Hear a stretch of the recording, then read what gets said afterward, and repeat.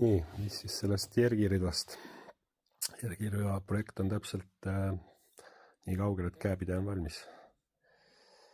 Käepideme osa on valmis. Ja nüüd hakkab see osa, kus tuleb siis rõngad panna ja lõppviimistlus asjale teha. Mõtlengi, et mis värvi mähised teha. Tundub, et see värv matchib see nagu originaal. Ja see on tegelikult sama värvi kasutab ka Sun Croix. See on tema originaal mähiste värv siis põhimõtteliselt 561. Teeme sellega, see on kõige neutraalsem.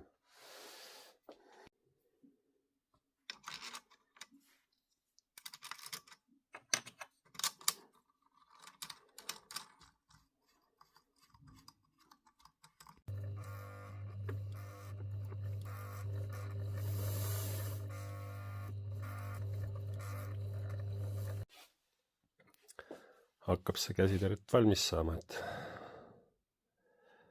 nüüd on siis eile alustasin esimesed mähised tegin ära juba, kirjad said ka peale. See on siis 96 spinningurit, mida ma olen valmistanud. Siin on juba ka ja täna siis on vaja need rõngad siin ära lakkida, ehk siis see lõpp on vaja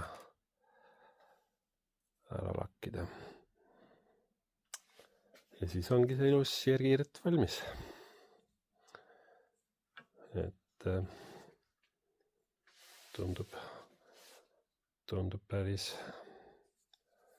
äge ja ilus värv on. Mulle see värv väga meeldib. Vot nii.